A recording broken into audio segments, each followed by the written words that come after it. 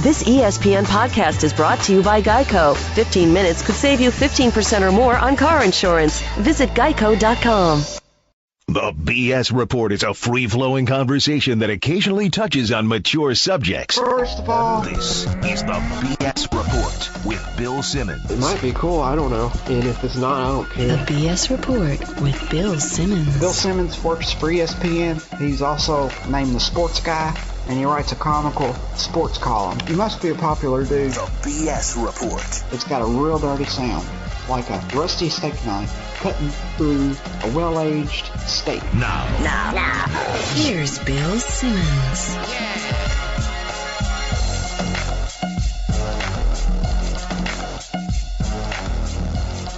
Welcome to part 2 of the BS Report. We actually hijacked the Jalen and Jacoby podcast.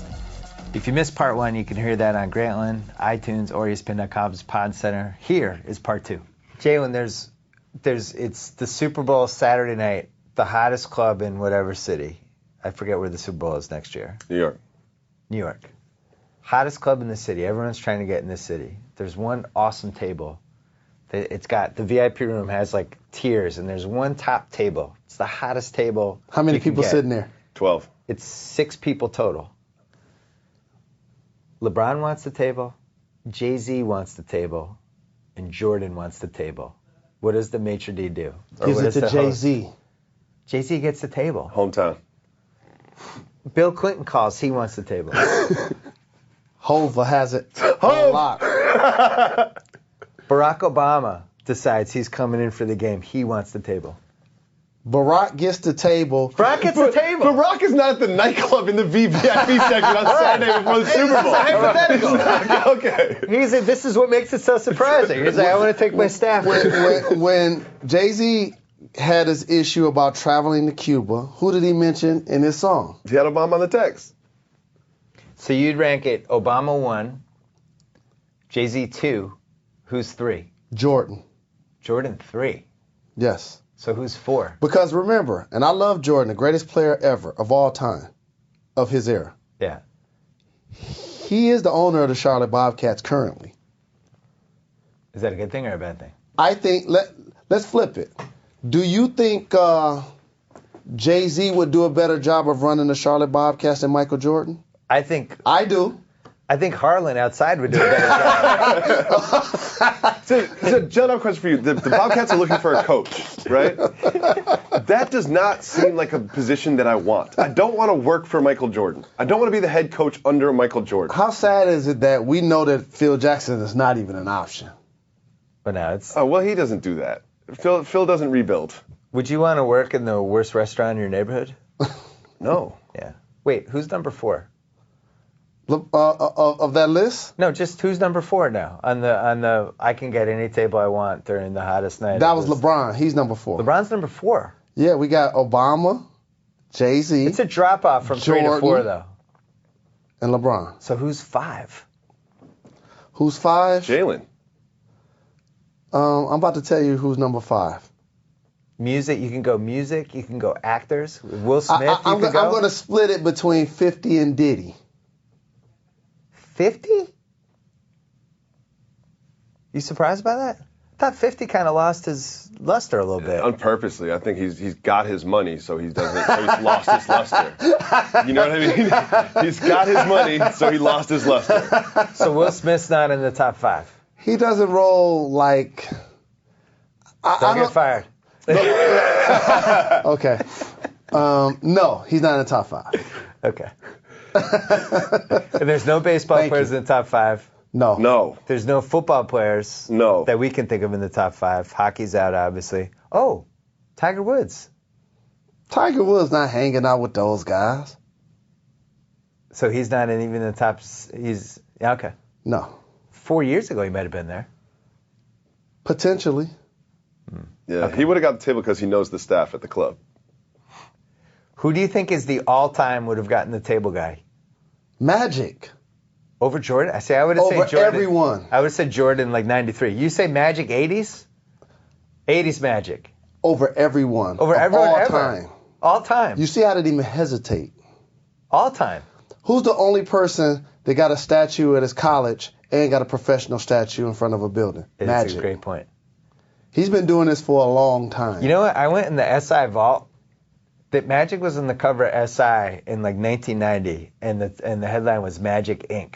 And it was all about how Magic wanted to be a mogul, and some of the stuff he was doing in the 80s and investments he'd made. And he'd already made like $50 million off the court in 1990, and he's like, I spend time with rich guys, and I pick people's brains. And you read it, and I remember reading in 1990 going, oh, this is cute. Magic thinks he's going to be a billionaire. And everything in that article happened. And also, don't underestimate the personality of the star player for the Los Angeles Showtime era Lakers, trademark smile, 6'9" point guard, the leader of the team, a face of the NBA, outspoken. No doubt he has that spot on lock. Plus the ladies. Don't get fired. Well, I'm just saying, he's talked about it. He did very well with the ladies. I like your Bill Clinton play. I'm putting Bill Clinton in there. The funniest thing about Bill Clinton is everybody says he's like in the room is one of the coolest guys of all time. The most charismatic people of all time. He's like one of those, like, mesmerizing. just hold on to your wife's arm the entire time. Everybody says. Yeah, with an asterisk, he was the first black president.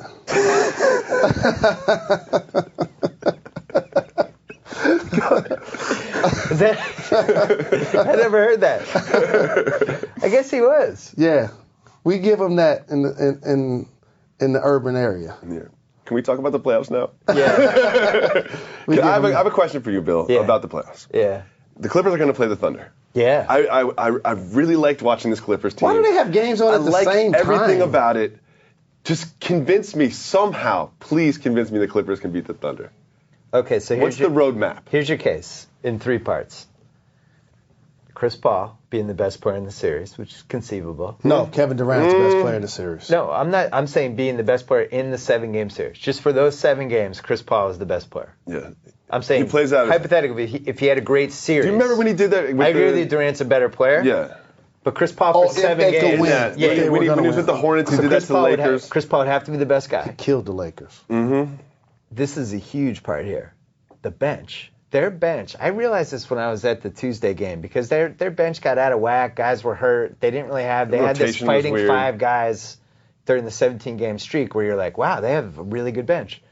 And the way I would describe it is what they had and what they seem to have gotten back is almost like in pickup basketball. We have 5 guys who are waiting for the next game and they're fresh. You know, and we'll play 3 games. Yes. The 4th game we're tired, and then this new team of 5 comes in and they just have energy and. Yep. That's kind of what they have with those 5. And they come in and they know, like, we're playing for about 25 minutes of real time, not game time. Just we're now in from 9:25 to 9:50, and we're going to roll, and we're going to try to get to 21 before this other team. And they're really good at it. And then you look at the flip side, Oklahoma City's bench sucks. Reggie Jackson, Collison. It's okay. I don't trust them. I shouldn't say they suck. I'm saying last year they had Harden. And they always had like a key guy on the court, no matter. They always had either Westbrook, Durant, or Harden. You always were in good hands. He's a top 12 player playing on another team. Right. He was overqualified to be the bench guy. Yes. So the Clippers, I feel like, could really, their plus minus for those bench versus bench matchups could be huge. And then end of the game, I think Oklahoma City is just really predictable. So those are the 3 things that it's just dribble. You kind of know what they're going to do every time. People always use that term about a team being predictable at the end of the game. All NBA teams do the exact same thing. Give it to your best player and watch him score. Move as far away from him as possible and allow him to make a play. All teams do that. I don't think either of these teams are very well coached in the sense of a strategy. Like you saw in that Grizzlies game. I think you overlooked Vinny. I think he's doing a real good job with that team. And you talked about it for a couple of years. It's what you say in the huddle and what they do on the floor sometimes is 2 different things. You're right. I make this mistake with coaches where every coach does like 10 to 20%. They have weaknesses. And I tend to overrate when it's a weakness of like game management in the 4th quarter and stuff like 4.5 minutes left in game 2. He brings in Billups over Bledsoe. All he had to do was play Bledsoe and take Conley out of the game and they win. Memphis couldn't score unless Conley was scoring for them. He puts Billups in the game. Now you get to put Prince on Billups. Then, it's like Why I just why don't is get Billups stuff. in the game? Why? Is it like It's out of respect. because It's he's a old and respect thing. experienced and he's not going to turn the He ball doesn't over? want to bench him. Like he's not going to score and he's not going to defend anybody. Because he can make an open shot, spread the floor. He makes free throws. And he can make free throws. Yeah. Okay. Let me tell you 2 personnel moves that people overlook with the Clippers. Who's really helping the Nets and who's really helping the Knicks? Evans, Kenyon Martin. Mm-hmm. They finished games last season for the Clippers. Blake and DeAndre have to do a better job of not only making free throws, but especially Blake in defending his position and using his athleticism to do more than dunk. And here's what I mean. I see the spectacular dunk, jump over 5 people, but I want to see that spectacular block. I want to see that 20-rebound game. Reggie Evans has 9 20-rebound games this season. Blake Griffin has 1 in his career. Jalen doesn't think Blake uses his athleticism for anything other than dunks. I think he uses athleticism in his weird spinning post moves. Like those weird, that weird spinning post stuff, it's hard to And what about when finish. he tips in the weird spinning post move shot that misses, he misses and he's and somehow then back of the rim tips it tipping back. it in? Yeah. I think that's when he uses All right, athleticism. well, what about helping the helper deflecting the ball or blocking the shot? Yes, for someone who gets up that high on one end of the floor, you would think that he would get up equally high on the other end of the floor. What about the quarter where he grabs 10 rebounds? What about the game where he grabs 25 rebounds? He's a small forward playing power forward. That's a real problem. He's 6'8", and he's the same size as jumper. Kevin Love. And Yeah, Kevin but Love Love's was got giving us 30 extra pounds. Yeah. Kevin Love was giving us 30 and 20 games when he played.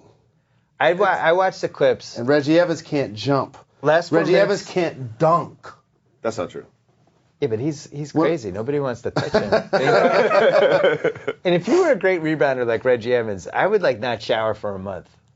I would stink. Yeah, that comes with it. I would Yeah. want everybody to be like, oh God, I got to box that guy out. My arms are gonna That's stink. that mentality. Wouldn't you do that? If I was Reggie Evans, I would definitely shower after every game. No, I would probably rely on my athleticism, my experience, my knowledge of the game. I would be doing that probably to succeed in the NBA level, not showering. Probably wouldn't be Stinkiest my guy strategy. when you played. Stinkiest Was there guy. anybody who was legendarily stinky? No, I hear players talk about that a lot. Like, I've never really been close enough to a guy that felt like he just smelled bad. We're afraid to box A lot him of out. toiletries in the locker room. You've been to the locker room. Yeah. A lot of free toiletries. I think that's one of the overrated things. I always heard Iverson stunk, and that was part of his whole package. I always heard he peed in the corner in casinos. Well, that is true. I played against him a couple of times in He the didn't playoffs. I didn't notice that. I think it's a good strategy. It's a terrible strategy. Why? We swept Philly before out of the playoffs. I think we beat them That's what caused him not to shower anymore. we got to talk about the Clippers though. So last 4 minutes is just Chris going one-on-one and always going right and somehow always getting right, even though everyone knows he's going to go right, like he did on that last play when Tony Allen People was say trying to that stop about him every getting right. NBA player. That he only can go left. Get on Manu Ginobili's left. Get on Chris Paul's left. It doesn't matter. Get on James Harden's left. They're going the way they want to go. But You're this not is stopping why. them. But this is why they have enough skill to where if you leaning on my left hand, I'm gonna pop this jumper. Yeah. You really leaning on my left hand? I could take 1 or 2 dribbles with my opposite hand and get inside. And also, when you're guarding somebody and you're pushing them left, you're pushing them left, you're pushing them left, and they make you think that they're going to go left, and you end up getting faked out and they go back right anyway. Like they're professional basketball players. They trick you. You know what I mean? That's what they do. I love that last possession with him and Tony. And Tony playing him right. Great They're D. fouling each other. There's 4 Yeah. fouls in the play. Refs smartly didn't call him. He That was able the to get best that little- part of the play. It was great. The officials. It was great. Yeah. They let them go. Yeah. My great. favorite part Chris of that play pushes off. Crawford had the ball, and he was clearly just looking for Chris Paul. Crawford's man started guarding Chris Paul before he even had it to just steal the ball. And Tony Allen almost had a steal on that. They knew that Crawford was going to Chris Paul. I also enjoyed in the second half, the Clippers smartly realized, the Grizzlies were like, we're just putting Tony on Crawford. Enough of this. And that was it. Crawford wasn't seen again. Tony's like, you're not going to score anymore. Tony is out of his mind with defense lately. Yeah. He's at the apex of Tony Allen-ishness. I agree. He's the best on-ball wing defender in the league. It was so great, some of those possessions in the last 2 minutes where the crowd's standing and and normally they'll send the second guy at Chris and Tony's like, I got this. And it's just he's getting down, he's ready. It was just great. They kept switching on the pick and roll, so it was either Gasol would be in front of Chris. Right, because they wanted to get Tony off Chris. And I like Gasol, and I think he had an amazing year. Memphis is a very good defensive team. He should not have won Defensive Player. I voted for him. Who should have won? I know that's still a bad vote. Who should have won? I voted for him. What about Tim Duncan? Plays 30 minutes a game. Marc Gasol plays 33 minutes a game. Nah, he was up to like 36, wasn't he? Tim Duncan was a better defender this year than Marc Gasol. LeBron James was a better defender this year. Tony Allen was a better defender this year than Marc Gasol. I like everything Gasol. I've seen him in person probably 4 times. I just love what he does. It's not just about the defense. I know. We got to give him something this year. He's like game manager. He's big. He's imposing. I think guys are afraid to drive on him. He's calm. He's telling everybody what to do. Like that. I voted him first. I voted LeBron second because he's going to win the MVP. Well, but also LeBron can guard anyone from 5'10" to 6'10". Is the fact that he's going to win MVP would discourage me from voting for him, even though it's not fair? He just said it. Even though it's not fair, the fact that if I was voted for him for MVP, it would discourage me from voting for him. I would have voted for him. I really genuinely thought Gasol was the best defensive player I watched in person this year. Sometimes what ends up happening also, Jacoby, is when players and teams are having good seasons, you want to reward somebody from that team. Well, here's the other part. So Memphis overachieved. They traded their best offensive player, Jalen thinks anyway, midway through the year. Their entire identity was defense, and that entire identity stemmed from him. And that got them to a 4 and 5 seed. But Tony sometimes would play 20 minutes in a game. Yeah. And if you removed him from that team, it would have been like a house of cards. So that's why I voted for him. Like LeBron can take a night off defensively, and Miami can still win if Gasol mails it in. The reality is Noah and Gasol are head-to-head, but Noah missed, 15, 16 games, something like that. I voted for, I tweeted this yesterday, I voted for Spo for coach. Good call. They only won 27 in a row. People are like, Spo, anybody could coach that team. It's like, no, that's not true. We saw what happened. Couldn't be less true. I'm glad you brought that up. I have to give coaches props here. People forget that basketball is a game of strategy, and you do need somebody to press the right buttons with the right players, like you were just talking about initially with coaching. Yep. Some of the best coaches of this era are Phil Jackson and Pat Riley and Greg Popovich. To me, those are the 3 best since, I would say, the early 80s. Yeah, I agree. The players that those guys have coached have not won championships without them. Who are those players? Magic, Kareem, Worthy. Magic won one without Riley. He won one before Riley, correct. Mm-hmm. He did. With Westhead. He did. Who then he assassinated. Duncan. Shaq won one without him. Shaq had who as his coaches? No, when he won championships. Shaq only won with Phil. And Riley. Yeah. Oh, that's right. Jordan never won without Phil. Scottie never won without Phil. Kobe never won without Phil. Now, it's something to be said when you go win 6 with MJ, and then you go win 5 somewhere else. How did Jalen not say Chuck Daly? You're a smart career person. Chuck Daly. Big shout Chuck Daly also. You're right. Daly? Come on, man. Daddy Rich, rest in peace. That's my guy. Chuck left one on the table, though. 88. All right, still the ball underneath the DJ. No, 87 was DJ. 88 was up 3-2. Isaiah sprained his ankle in Game 6, but it was a cluster F down the stretch in Game 6. Remember Rodman taking the 20-footer in Game 7? Yeah, on the right wing. It kind of fell apart. An advanced pass, he jumped. I'm like, what is he doing? But here's the thing with Spo.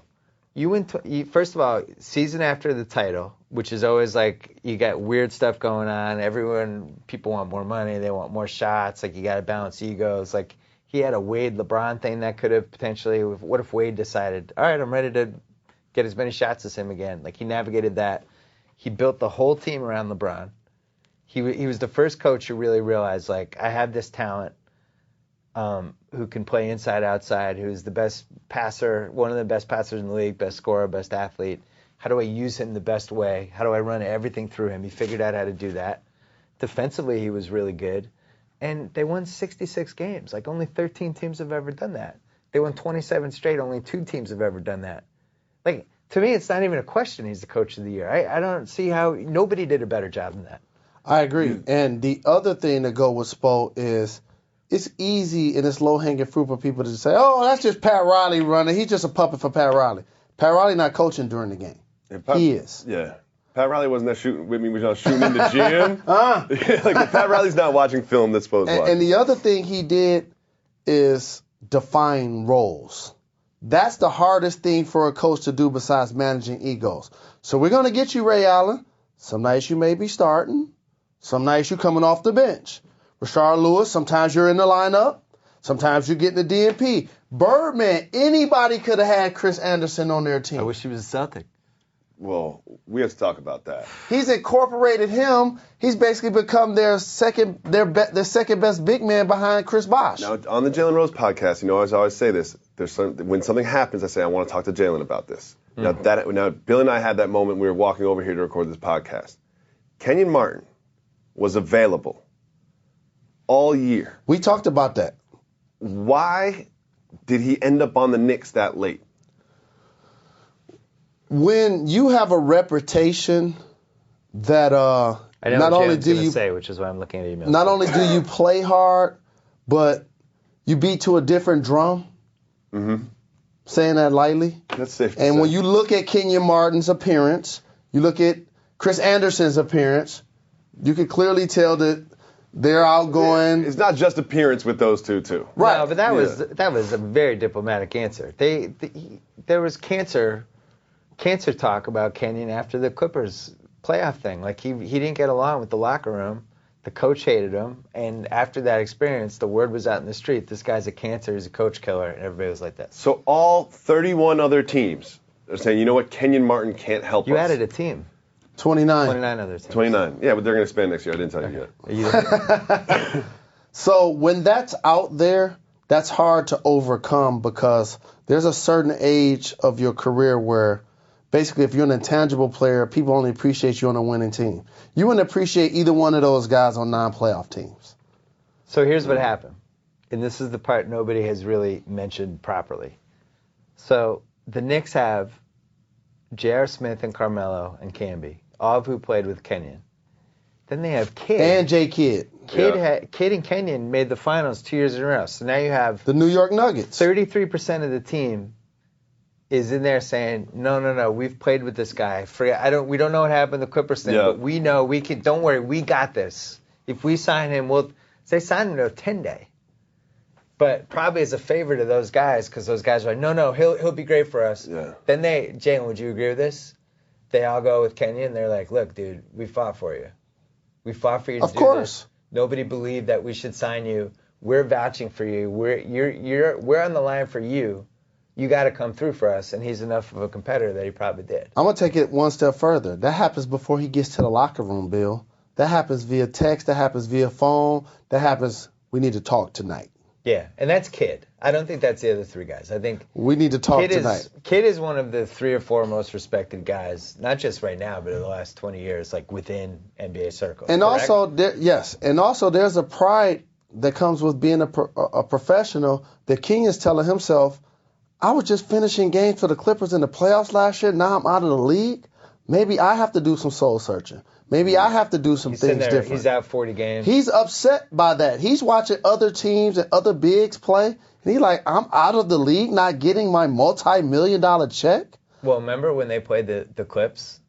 He took that personal, and He took it personally, and then afterwards, he took some shots at the Clippers. He's like, they aren't tough enough to win. Like, he went after him, and the reason he did was because they badmouthed him. Right. And he knew that within league circles, the word in the street was that he was a cancer in the Clips.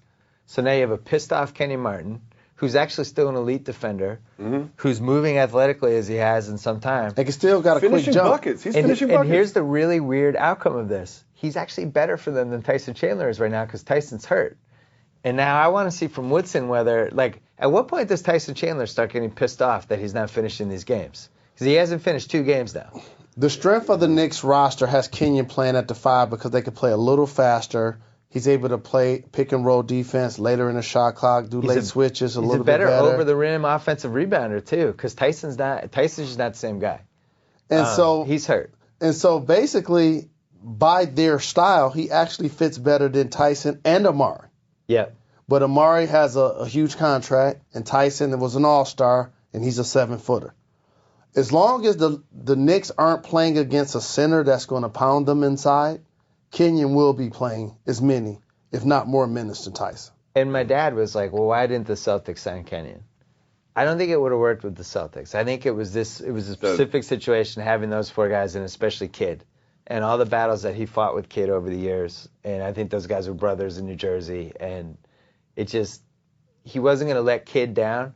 There's nobody on Boston. He doesn't have a relationship with KG or Pierce like that. But also, there's a different way to run your team. And if you look at the personality that Doc Rivers' teams play with and the personality Mike Woodson's teams play with, Woodson allows his players to be a little more loose, a little more free. He'll live with a couple of bad shots and off-balance jumpers by J.R. Smith. He'll deal with the wind it up after he makes it and gets down on one knee, the technical fouls, stuff like that. Like, Doc runs a tighter ship. So that's probably why it wouldn't work in Boston. We've taken some head cases in Boston, but, the guy they missed out on was Anderson. Because Anderson's had moments. My whole thing is, if I'm looking at somebody who can help my team, if they've done it before, that makes me feel good. Anderson has had moments. He's played in playoff games. Yeah. He's affected games. And whatever weird stuff was going on with him had been resolved. The third guy that bugs me is that Patrick Beverly. Because that guy was in Russia. Everybody has scouts over there. He was killing it overseas and in Russia the last couple of years. Freaking Daryl, who somehow sniffs these guys out, not only signs this guy, but signed him to this contract where the next 2 seasons are non-guaranteed, but Houston controls them. That guy was better than Jeremy Lin, and he was a huge upgrade. No question. And he almost won the game I just did the spit thing again. And you made it. Yeah. It's yours. Another chip. But I loved how feisty he was. I love that he was like a real dick to Westbrook. It made me think that's how to get to Westbrook. I think Westbrook is Westbrook's like this. He's you gotta, if you can move that the right way, you could actually make him snap, I feel like. Now that puts an interesting frame around Jeremy Lin's career in Houston. Mm-hmm. I think now Jeremy Lin becomes a tradable commodity this summer. And I think he's been a tradable commodity this whole time. I think that's why they signed him. It was a good contract that they knew they could trade. Yes. And now the bottom line is he's a third guard. He's not a starting guard. When you lose your starting job during the playoffs, yep, that's never good. He's not athletically. We've seen it with against Oklahoma City. You saw it with Miami that time last year. Yeah, couldn't get the ball across half court. Yeah, there's an athletic, and that's why he dropped in the draft. He's a really good. He can get to the basket. He's a good offensive player. He's smart, but Oklahoma City was like, we're getting this guy. It was it was ridiculous. They were tag teaming him. And so also, too, based on a couple of the series that we talked about, I just want to give my quick prediction on a couple. Oh, yeah, because we got to go soon. OKC over Houston in 5. No question. I want to talk about the next round. Okay, I'm taking the Clippers over Memphis in 6. Denver over Golden State in 6. I think Clippers goes 5. Miami wins in 4. Golden State goes 7. Give me Nets Bulls. Nets Bulls. That's the one that I don't Nets know. in 7. I'm going to say 6 for that. Knicks over Celtics in 5. If they're focused. I'm going to say 4. 4. Yeah. They could get it done in 5. It's tough to sweep someone. The Celtics aren't getting swept. I'm going to say it's 4 just because I want to get emails from people saying I didn't believe in it. Yeah, you're just reverse jinxing. Yeah. You're doing the Wilbon. He did that to the Bulls the other day. This is the worst Bulls performance I have ever seen in my 40 years watching the team. He named some players that was playing in the 1930s. Tom Boerwinkle. Yeah. And I was thinking in my head, he just motivating them for game 2. Quick, as you did before I think you did all the predictions. Pacers sweep? Oh, Pacers, Indiana, Pacers and Hawks. No, you got to give the A-Town kicking it in Atlanta. You got to give that one. Oh, yeah, because what a special crowd that is. No, the night before. Oh, champagne and campaign. Yes. Do the Bucks take it in 6 or 7? No, the Bucks? Yeah. No, they're getting swept. I have a very crucial point that I'm dying to make, and Jalen's going to steal it tomorrow on television. Okay. I always steal some of your points. Yeah, he does. I stole don't your care. power guard He's theory. my dude. I don't care. He can take it. First of all, when they lost David Lee, I was thinking, Patrick Ewing theory. well, not only just Ewing theory. Like, there's definitely a little Ewing theory. I don't think they're going to win the title, but you can replace 18 and 10. You can get to like 15 and 8. Like, it's not going to crush you. Defensively, he's terrible. And Landry's very good defensively, and he's physical, See, a little and more he Landry. rebounds. Here's the part I didn't expect. I really thought they were going to win in Denver or come close game 2. The Harrison Barnes small ball 4. And listen, I know he's fool's gold. He could have 2 points in game 3. Like, I get it. He's hit or miss. But maybe he's a small ball 4. Maybe he's not a small forward. Maybe that's how you should play him. Maybe playing him at the 4, now he has to play near the rim. He realizes, like, I can't. I got to work harder. Works against the Nuggets, doesn't work against the Spurs. But for this series, it works. And as weird as it sounds, like, if they have a really engaged Harrison Barnes like he was in game 2, I think that gives them a better chance because they're better defensively now. That was effective. I agree with you. And that's what the Knicks discovered with Melo. If you notice, they're using him at the 4. So there is some merit there. It really worked, though, because Kenneth Faried is hobbled. Yes. Yeah. If he was 100%, then it's not going to work. And he's playing now you need David Lee. He'll pound Harrison Barnes on the board. Like he wouldn't even want to. Like it wouldn't happen. There'd be a substitution. Like you guys play ball, you know this. There's when somebody plays power forward and somebody plays small forward, there's just a physical mismatch there. And I might say, well, Carmelo Anthony doesn't want to get stuck down low guarding Carlos Boozer, and the average fan would be like, Carlos Boozer, he's nobody. But this guy is a 6'9", 260. Even if he doesn't get the ball, he still bumps into you 4 times. You know what I mean? Like, you still have to stand there and use your energy. And I got a perfect example for you. Is it me trying to guard Jacoby in the low post? That's what happens. Yeah. Jacoby shoves his ass and knocks you backwards. Then he gets mad when you foul. What upset Carmelo in the Honey Nut Cheerio game versus the Celtics? He was stuck on KG 3 straight times on the switch. KG never scored on him, but he backed him in. He posted him up strong. Yep. He had his knees out, his arms high. He was screaming for the ball, and Melo's like, this dude is bullying me. And he got upset. So there's a physical mismatch that Harrison Barnes, I agree with you, can get away with if Faried is hobbled. Healthy Faried in round 1. Then round 2, they'd play the Spurs. They could actually get away with playing him small ball 4 in that series, too. They could. But here's the thing. Who plays 4 for the Spurs? Duncan.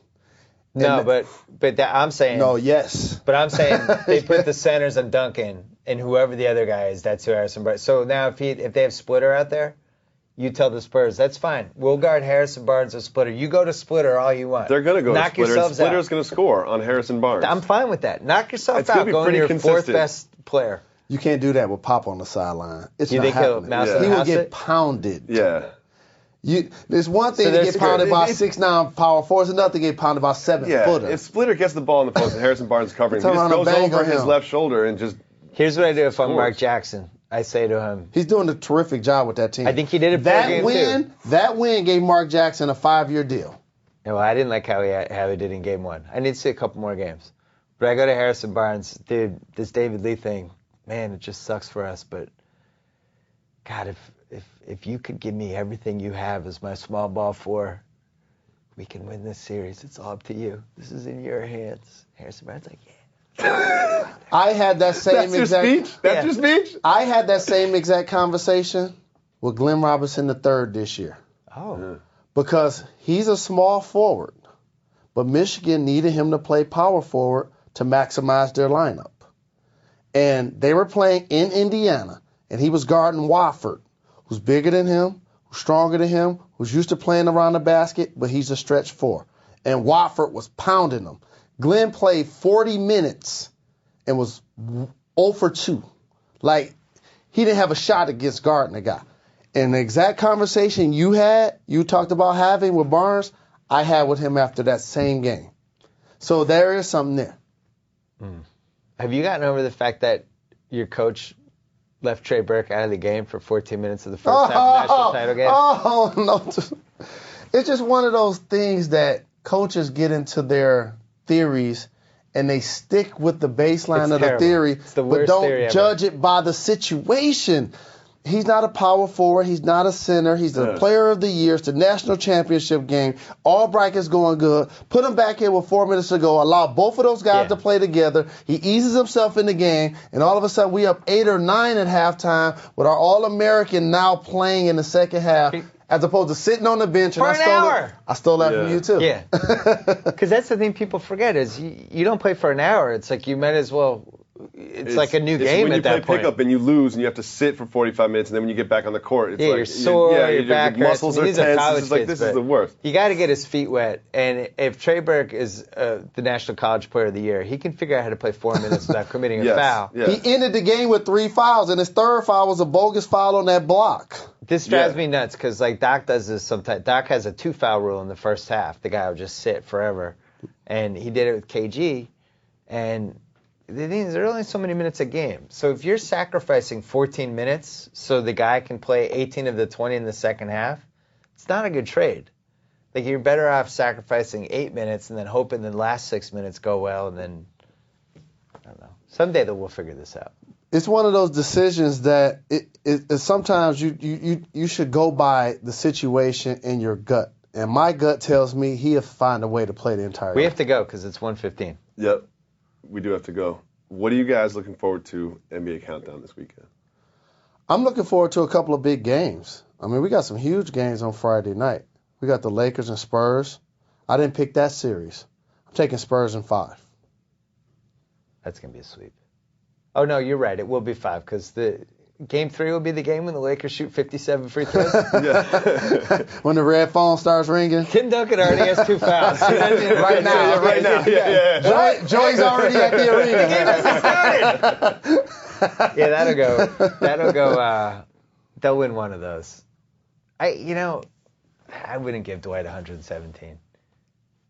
I just wouldn't. That's going to be interesting to see how that plays out. Yeah. If I'm He Dwight, blocked one shot yesterday, and they're like, look at Dwight Howard, how engaged he is. He one shot, he's walking around like this. Like, settle down, dude. but if I'm Dwight, I look at the Lakers roster, I look at my free agent opportunities.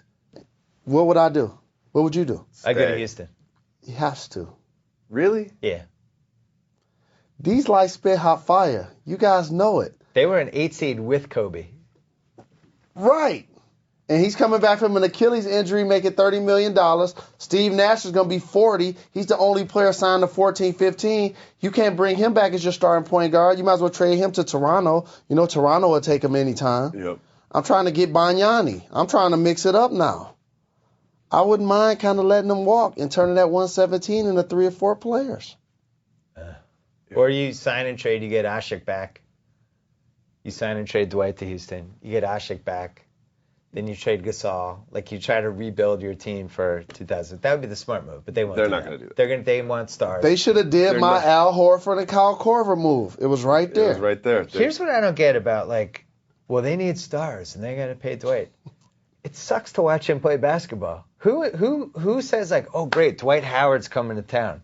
It's like, oh, great, I can watch somebody throw jump hooks against the backboard, get 15 rebounds, miss 10 free throws, and there'll be a couple dunks. Like, I sat courtside for Dwight Howard once, and you were there. Yeah. Our only takeaway was how strong he was. Yeah, I don't want to cover that guy. Yeah, it's like, oh, the I second wouldn't the wanna cover ball that comes guy. over half court, he just bumps into you twice. Right. It's like, this is Do terrible. you remember one play he did? It was like watching a bull in a china shop. It wasn't fun. No. I wouldn't want to watch that 41 times a year for the next 5 years. Like, oh, Dwight Howard, I get to see him miss more jump hooks. I would let him go and refigure it out. And if you're Houston, he's perfect because you have James Harden. Just say, hey, Dwight, just give us 20, 15, and 3. Yep, run, jump, dunk, Perfect. block shots. When you're not We'll making make you free happy. throws, come sit We'll over put you here. in position to succeed. Bill, I have one quick question before we go. Yeah. Imagine I wanted to, like, mail something, you know, and I didn't have a stamp. You don't know about Stamps.com? What? Yeah. What are you talking It's about? like having your own personal post office, Jalen. What do you mean? Stamps.com? We have a Stamps.com. sponsor? Yeah, Get outta here. Stamps.com. But how does it work? So you go to Stamps.com, you fill out a little thing. We got a budget? It's your own personal post office. There's a little microphone on the top of the page. Then what I do? You put in BS, you get a little deal. $55 off, I think. You get a scale. It's beautiful. Are those official U.S. postage? Stamps.com. It's the same stamp that Dwight Howard put on most of this Lakers season. Stamps.com. You just print them out of your home computer. Yeah, your own personal post office. All your mailing and shipping. Jalen, you're too famous to go to the post office. Yeah. Why would You wanna just go to get the post mobbed office? every Just time go you to leave the house. Stamps.com. Stay in the house, use stamp.com. You got it. There. Stamps.com. And on that note, we're going to end the BS report. / Jalen and Jacoby report. This was fun, fellas. Yes, indeed. Jalen, Good I'll see run. you Friday, Saturday, Yes, and indeed. Sunday. Yes, indeed. Until then. So I get to sign off. Whoa! Thank you for downloading the BS Report with Bill Simmons. Too much fun. Check out more podcasts at the iTunes Music Store or at Podcenter at ESPNRadio.com. Peace out. Geico presents Strange Saving Stories. Astronomers detected an interstellar transmission. It stated, Geico, 15 minutes could save you 15% or more. The implications were staggering. Was the cosmos telling us we could all save hundreds on car insurance with Geico? Or did their radar merely pick up a signal from the nearby Rufus and Clyde's morning show? We may never know. Geico. 15 minutes could save you 15% or more on car insurance.